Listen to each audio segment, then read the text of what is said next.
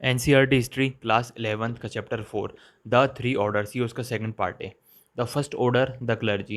Catholic church के अपने नियम होते थे और इसके साथ साथ वहाँ जो ज़मीन है वो राजा के द्वारा दी गई थी। चर्च एक पावरफुल इंस्टीट्यूशन था क्योंकि यहाँ पर राजा का किसी प्रकार का मतलब राजा राजा पर मतलब किसी प्रकार का कंट्रोल नहीं था। चर्च जो होता था इंडिपेंडेंट होता था, ये इसीलिए ये बहुत पावरफुल इंस्टीट्यूशन माना जाता था।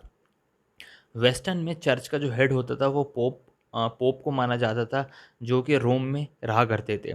यूरोप में जितने भी क्रिश्चियन हैं उस टाइम पर वो उनको गाइड करते थे क्लर्जी, जिन्हें जिन्हें फर्स्ट मतलब प्रायोरिटी पर रखा गया था। ज़्यादातर गांव में अपने चर्च होते थे और हर संडे को ये एक प्रवचन टाइप में असेंबली मतलब आ, प्रवचन होते थे।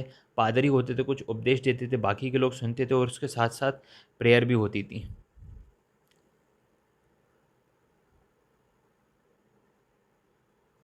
कोई भी व्यक्ति ऐसा नहीं कि कोई भी व्यक्ति आए और चर्च का पादरी बन जाए, ऐसा नहीं था। जो सर्फ लोग होते हैं, जो दास लोग होते हैं, वो पादरी नहीं बन सकते थे चर्च के। और जो फिजिकली हैंडीकेप होते हैं उनके लिए भी बैन लगा हुआ था। और वुमेन होती हैं, वुमेन भी, महिलाएं भी नहीं बन सकती थी। और जो मेन चर्च के पादरी बनते थे उनके उनकी कंडीशन ये थी कि भैया वो शादी नहीं कर सकते थे। बाइशो वर द रिलीजियस नोबिलिटी, मतलब वो एक धर्म रक्षक हैं। और उनकी लाइफस्टाइल भी अच्छी खासी थी, मतलब वो बड़े बड़े बंगलों में रहा करते थे। और जो भी किसान कमाई कर रहे हैं, जो भी किसान अपनी इनकम कर रहे हैं, वो चर्च को अपना 1/10 हिस्सा देते थे। मतलब जो भी उनकी इनकम है उसको तिथ के नाम से जाना जाता था। और बाकी का जो पैसा है वो मतलब अमीर अमीर लोग जो हैं वो दान पुण्य करते हैं। बाकी का एक वो ये भी रिसोर्स था, यहाँ से भी आता था। पूजा पाठ करने के अपने अपने रूल्स रेगुलेशन होते हैं, हर हर कल्चर में, हर धर्म में। यहाँ पर आपको सर झुकाकर खड़े रहना पड़ता है प्रेयर में, घुटने के बल सर झुकाकर। और अपनी एक एक प्रकार की शपथ लेनी पड़ती है। और भगवान को लॉर्ड से संबोधित किया जाता है। और इस प्रकार की प्रैक्टिस जब चर्च में हुई, धीरे धीरे ये पूरा सारा सिस्टम दुनिया भर में फैल गया था और इसी प्रकार से ये पूरा सिस्टम बन गया था। और इस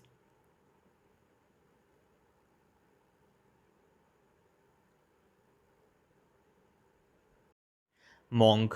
अब जो चर्च के पादरी होते हैं उनके अलावा भी एक प्रकार की और कम्युनिटी है जो मॉन्क, जैसे इंडिया में साधु महात्मा होते हैं वैसे ही वहाँ पर भी मॉन्क होते थे।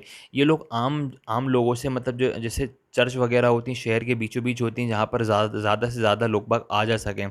लेकिन ये जो मॉन्क लोग होते हैं वो एकांत में रहना पसंद करते हैं और नॉर्मल गाँव से किसी शहर से थोड़ा सा एक डिस्टेंस पर होते हैं। बेसिकली ये जहाँ रहते हैं उसे मोनास्ट्रीज और अबे कहा जाता है उन्हें। आर्कियोलॉजिस्ट को कुछ मोनास्ट्रीज मिली हैं जो जिनसे पता चलता है वहाँ पे कुछ लोग मोंक रहा करते थे। 529 में एक इटली में है सेंट बेनेडिक्ट, और 910 एडी में मिली है बरगंडी में। यहाँ दो दो जगह यहाँ पे मोनेस्ट्रीज मिली हैं।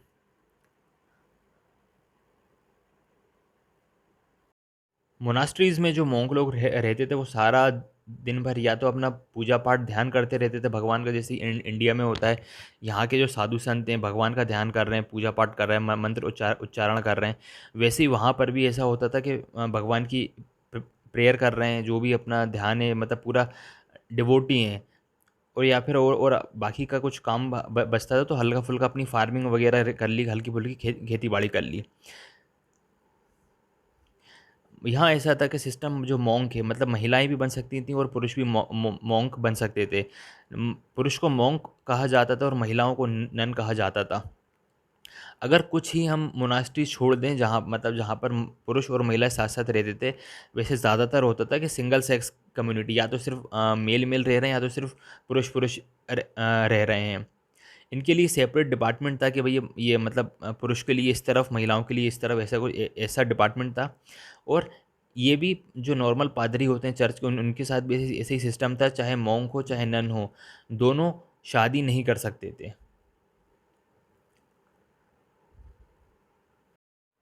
जो मोनास्ट्रीज़ थी जहाँ पे 10 या 20 मॉन्क लोग रहा करते थे, मॉन्क या नन, अब वो धीरे-धीरे उन जगहों ने सैकड़ों लोगों की मतलब धीरे-धीरे वो इतने बड़े हो गए कि अब पहले जो जहाँ 10-20 लोग अपनी प्रार्थना कर रहे हैं, अपने पूजा-पाठ कर रहे हैं, वहाँ अब सैकड़ों लोग आ सकते थे। 100, 200, 300 लोग भी आ सकते थे। अब उनको स्कूलों से जोड़ लिया गया, कॉलेज से जोड़ लिया गया, हॉस्पिटल से जोड़ लिया गया।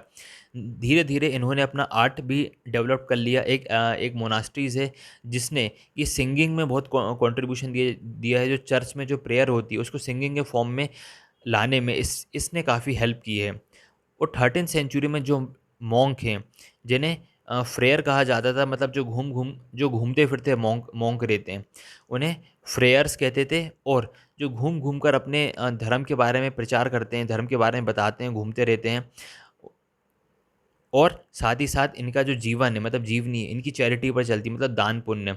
जैसे इंडिया में लोग हैं जो जैसे साधु महात्मा हैं, घर बार छोड़ देते हैं और जो अपना भिक्षु एक प्रकार के भिक्षा मांगकर काम चलाते हैं, वैसे ही जहाँ के लोग क्रिश्चियन भी लोग थे कि भिक्षा से अपना काम चलाते थे।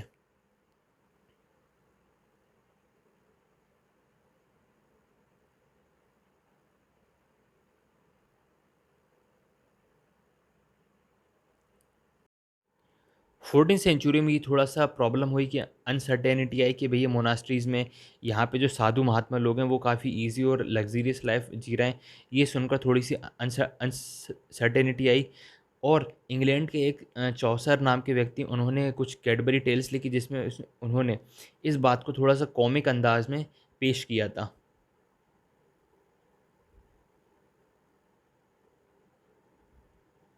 Church and society.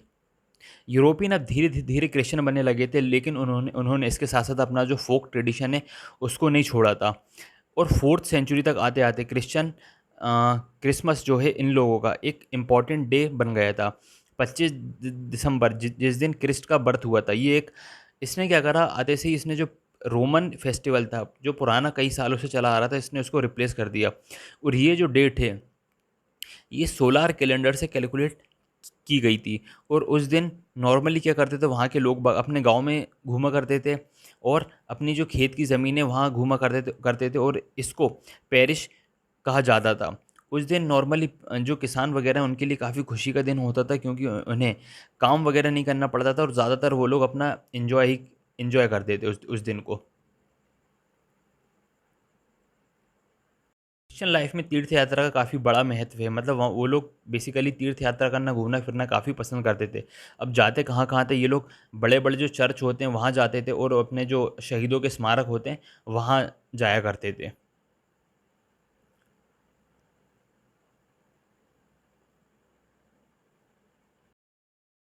The three order है, पीजेंट, फ्री एंड अनफ्री। अब किसान की बात करेंगे, और बेसिकली उस टाइम पर किसान दो प्रकार के थे। और एक पहले जो थे वो थे इंडिपेंडेंट किसान, मतलब जो फ्री थे, मतलब किसी प्रकार की बाउंडेशन नहीं थी। दूसरे थे जो दास लोग थे एक प्रकार से, मतलब एक इंडिपेंडेंट किसान थे और एक नॉन इंडिपेंडेंट थे जो दास थे। किसानों को ज़मींदारों की ज़मीन पर जाकर काम करना पड़ता था और उसके साथ-साथ मिलिट्री मिलिट्री में भी अपनी सर्विस देनी पड़ती थी। किसानों की जो फैमिली है उसको हफ़्ते में 3 दिन लॉर्ड, मतलब जो ज़मींदार लोग हैं उनकी उनकी ज़मीन पर जाकर काम करना पड़ता था। इसको लेबर रेंट कहते थे। बेसिकली काम क्या-क्या होते थे, जैसे गड्ढा खोद दिया या लकड़ियाँ इकट्ठी कर लीं और बिल्डिंग से रिलेटेड कोई फेंसिंग वगैरह बना ली, उनका कुछ काम कर ली। और ये जो काम होता था ये अनपेड होता था, मतलब आओ काम करो और चले जाओ, इसकी कोई पेमेंट नहीं मिलती थी। और कभी कभी ऐसा भी होता था वुमेंस और चिल्ड्रंस को भी काम करना पड़ता पड़ता था, कुछ अगर ज़रूरत पड़ती थी तो।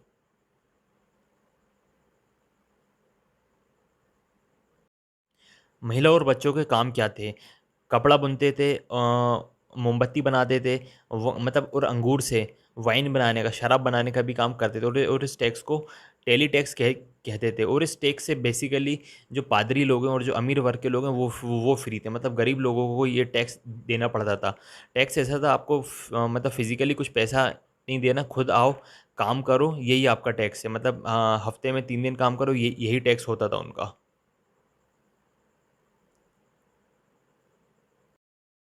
अब किसान जो हैं, जो ज़मींदार लोग हैं, उनकी ज़मीन पर काम किया करते थे और इसका जो सारा प्रॉफ़िट है और वो लॉर्ड ही लेता था। मतलब जो ज़मींदार लोग हैं, अमीर वर्ग के लोग हैं, वो ही इसका सारा प्रॉफ़िट लेते थे। और समस्या ये थी कि इनको कुछ वेज भी नहीं मिलता था, मतलब कुछ सैलरी वग़ैरह भी नहीं मिलती थी।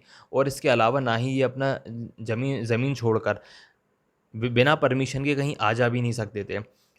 ऊपर से लॉर्ड को सारी मोनोपोली थी, मतलब उनके पास पावर भी ज़्यादा थी। और जो किसान लोग हैं वो अपनी मतलब जिसके अंडर में काम कर रहे हैं उसी की मशीन में उनको आटा पीसना रहता था, और उसी के ओवन में, मतलब उसी का जो चूल्हा वगैरह उसी पर रोटी बना सकते थे। और उसी की वाइन प्रेस पर किसानों को, मतलब जिसके अंडर में काम कर रहे हैं और उसी मशीन का यूज़ करना पड़ता था। और जो लेबर लोग हैं, किसान लोग हैं, वो अब शादी भी अपनी जो ऑनर है, मतलब उनकी मर्ज़ी से करनी पड़ती थी। मतलब इतनी ज़्यादा मोनोपोली करके रखी थी लॉर्ड लोगों ने। इंग्लैंड में 11वीं सेंचुरी तक फेडरलिज्म सिस्टम, जो जागीरदारी प्रथा है वो थी, वो अच्छे से डेवलप हो गई थी। और उसी के साथ एंजल्स और सेक्सन्स, जो ये सेंट्रल यूरोप से इंग्लैंड में आकर सेटल हो गए थे सिक्स सेंचुरी तक। और बाद में इसका नाम इंग्लैंड हो गया था, लेकिन पहले इसका नाम एंगललैंड था। मतलब आज जो जिसे इंग्लैंड नाम से जानते हैं, उसका पुराना नाम एंगललैंड था। मॉडिफाई होते होते वक्त के साथ उसका नाम इंग्लैंड हो गया। और 11वीं सेंचुरी से विलियम लोग आए इंग्लिश चैनल को क्रॉस करके, और उन्होंने सैक्सन के राजा को हरा दिया। ये वो समय था जब फ्रांस और इंग्लैंड की लड़ाई झगड़े होते रहते थे, टेरिटरी, किसी ज़मीन वगैरह, ट्रेड वगैरह को लेकर।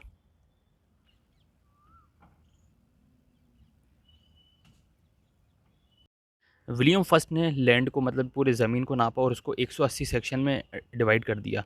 जो ज़मींदार थे, अब वो राजा के चीफ कहलाने लगे थे, और इसके साथ अपेक्षा करते थे कि राजा अब हमें सैन्य शक्ति में, मतलब मिलिट्री हेल्प मिलेगी। और इसी के साथ चीफ लोग जो हैं वो राजा को कुछ योद्धा सप्लाई किया करते थे, और वो राजा योद्धा को कुछ ज़मीन वगैरह दे देते थे, और ताकि वो उनकी रक्षा करें। लेकिन इन योद्धाओं का यूज़ सिर्फ अपनी रक्षा के लिए किया जाता था, ना कि इनको प्राइवेट वारफेयर, मतलब जो प्रॉपर युद्ध वगैरह होते हैं उनमें इनका यूज़ नहीं करते थे, क्योंकि इस पर इंग्लैंड में इस पर बैन लगा दिया था।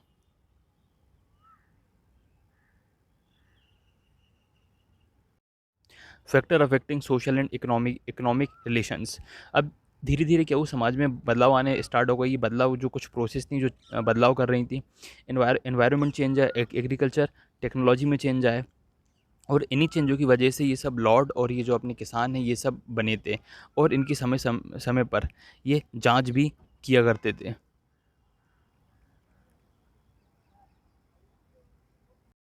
एनवायरनमेंट, 5th से 10th सेंचुरी तक लेकर यूरोप में बहुत ज़्यादा जंगल थे, और ये जंगल काफ़ी घने थे, और एग्रीकल्चर के लिए काफ़ी लिमिटेड ज़मीन थी।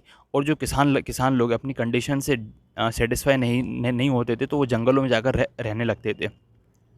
उस टाइम पर यूरोप में बहुत ज़्यादा ठंड पड़ती थी, एक्सट्रीम लेवल की, जिससे क्या हुआ कि उनकी जो खेती की जो क्रॉप्स हैं कम होनी स्टार्ट हो गई, और धीरे धीरे उनकी जो पैदावार है, मतलब खेती पर जो बोते थे वो कम होने लगा।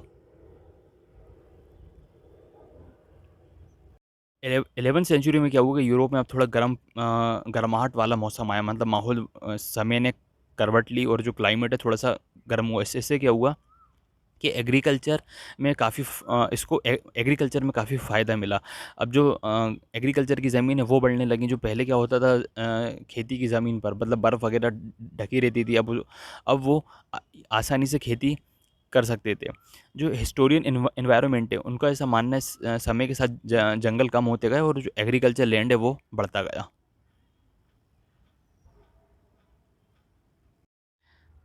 लैंड यूज़, इनिशियली टेक्नोलॉजी की बात की जाए, उस टाइम पर टेक्नोलॉजी के नाम पर सिर्फ इनके पास एक वुडन प्लग होता था, मतलब बहुत लिमिटेड सोर्स थे। और जो वुडन प्लग होता था वो सिर्फ अर्थ की सरफेस को, मतलब ऊपर ऊपर की सरफेस को खरोंच सकता था। इसके अलावा मतलब जो अंदर घुस के जो प्लग होता है, अंदर घुस के वो उसमें इनकेपेबल होता था। जिससे क्या होता था, एग्रीकल्चर में उनको बहुत ज़्यादा मेहनत करनी पड़ती थी उस टाइम किसानों को। 4 साल में एक बार इसको खुदाई करना पड़ता था, जिससे कि बहुत ज़्यादा लेबर की ज़रूरत पड़ती थी, बहुत ज़्यादा ये मेहनत का काम होता था। इनका जो सिस्टम है मतलब खेती-बाड़ी करने का, खेती की ज़मीन को पहले 2 पार्ट में बाँट बाँट दिया करते थे। पहले पार्ट में क्या क्या करते थे, सर्दी में गेहूँ बोते थे और दूसरे पार्ट में ये क्या करते थे, राई बोते थे। RYE का मतलब होता है राई। और ये धीरे-धीरे करने से इससे क्या हुआ, ज़मीन का जो न्यूट्रिशंस है, ज़मीन के जो पोटेशियम है, जो पावर ज़मीन की उपजाऊ क्षमता है, वो धीरे-धीरे कम हो गई। जिससे उस टाइम पर भुखमरी बढ़ने लगी, माल न्यूट्रिशन होने लगा, मतलब जो न्यूट्रिशन की समाज में कमी होने लगी, भुखमरी बढ़ी और गरीब लोगों को जीने में काफ़ी मुश्किल हुई थी। इतना सब कुछ होने के बाद जो लॉर्ड है वो अपनी जो सैलरी मतलब अपनी इनकम बढ़ाने के लिए चाहता था, लेकिन उस ज़मीन में ऐसा पॉसिबल नहीं था। तो उसने क्या करा, जो मैन्योर की ज़मीन है उसको खेती की ज़मीन में कन्वर्ट करने का सोचा था। लेकिन ये एक प्रकार का किसानों के लिए बहुत ज़्यादा अ, दमनकारी रहता। तो लेकिन किसान इसका जो ओपनली खुलकर विरोध नहीं कर सकते थे। तो किसानों ने क्या करा, इसका अलग ही रास्ता निकाला। ये लोग क्या करने लगे, अपने खेती का जो टाइम है उसको और इन्होंने बढ़ा दिया और ज़्यादा से ज़्यादा प्रोडक्ट अपने पास रखने लगे थे। और avoiding performing unpaid extra service, मतलब क्या होता था, जो बेकारी होती है, मतलब भैया आप काम करने जाओ आपको पैसा नहीं मिलेगा, उससे बचने लगे थे। इससे क्या हुआ, जो लॉर्ड है और किसान है उनके बीच में आपस में लड़ाई झगड़ा स्टार्ट हो गया।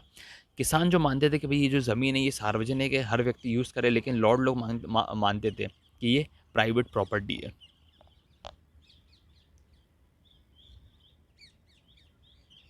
न्यू एग्रीकल्चर टेक्नोलॉजी, 11वीं सेंचुरी के बाद कुछ न्यू टेक्नोलॉजीज़ आई, अब वो मतलब खेती-बाड़ी से रिलेटेड। पहले क्या होता था, वुडन प्लग का यूज़ करते थे, अब उन्होंने क्या करा, हैवी प्लग मतलब हैवी आयरन प्लग होता है, जो लोहे का प्लग होता है उसको यूज़ करने लगे और मोल्ड बोर्ड का यूज़ करने लगे। और जो अब जो लोहे का जो प्लग होता था वो क्या करता था, ज़्यादा गहरा गड्ढा खोद सकता था और जो मोल्ड बोर्ड है वो मिट्टी को पलट सकता था। इससे क्या हुआ कि मिट्टी और ज़्यादा उपजाऊ हो गई थी। समय के साथ उन्होंने और अपने काम के तरीके तरीके को बदला। जो प्लग होता था वो अब क्या करके बैल के गर्दन पे ना बांधकर उन्होंने शोल्डर पे बांधना स्टार्ट करा था। जो मतलब उससे क्या हुआ कि इससे और जानवर को और ज़्यादा एनर्जी मिलती थी। अब और जो घोड़े की नाल होती है उसको उन्होंने अब आ, लोहा बांधने बांधने लगे, जिससे उन्हें इसका भी उन्हें फ़ायदा मिला। और एग्रीकल्चर में इन्होंने विंड एनर्जी और वाटर एनर्जी को काफ़ी यूज़ करा था। विंड मिल लगाए थे, वाटर पावर लगाए थे, जिससे क्या हुआ कि इनको माइनिंग कॉर्न और जो ग्रेप्स अंगूर पीसने में काफ़ी सहायता मिलती थी। वो वहाँ के किसानों ने समय के साथ और रिवॉल्यूशनरी तरीका अपनाया। जो पहला जो मोस्ट इम्पोर्टेंट था वो था कि पहले एक खेत में मतलब एक खेत को 2 पार्ट में डिवाइड कर दिया, उसमें खेती किया करता था। अब उन्होंने उसी को मॉडिफाई कर दिया। अब एक खेत में 3 प्रकार की खेती कर सकते थे, मतलब जो रिज़ल्ट हमें 3 साल में मिलते थे, अब वो रिज़ल्ट हमें 2 साल में मिलने स्टार्ट हो गए थे। मतलब फर्स्ट पार्ट में कुछ और बोते थे, सेकंड पार्ट में कुछ और बोते थे और थर्ड पार्ट जो खेत का थर्ड पार्ट था उसमें कुछ और बोते थे। इससे उनको काफ़ी फ़ायदा मिला उस टाइम के किसानों को।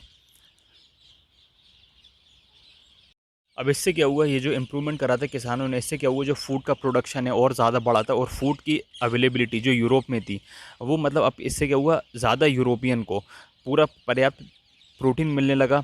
जो मटर वगैरह बीन्स वगैरह होते हैं वो प्रॉपर मात्रा में अब यूरोपियन को मिलने लगा था। और जो उनकी जो और किसानों को और ज़्यादा अपॉर्चुनिटी मिलने लगी थी। मोस्ट इम्पॉर्टेंट था कि ज़्यादा से ज़्यादा खेती वो कम से कम समय में और कम से कम ज़मीन में कर सकते थे।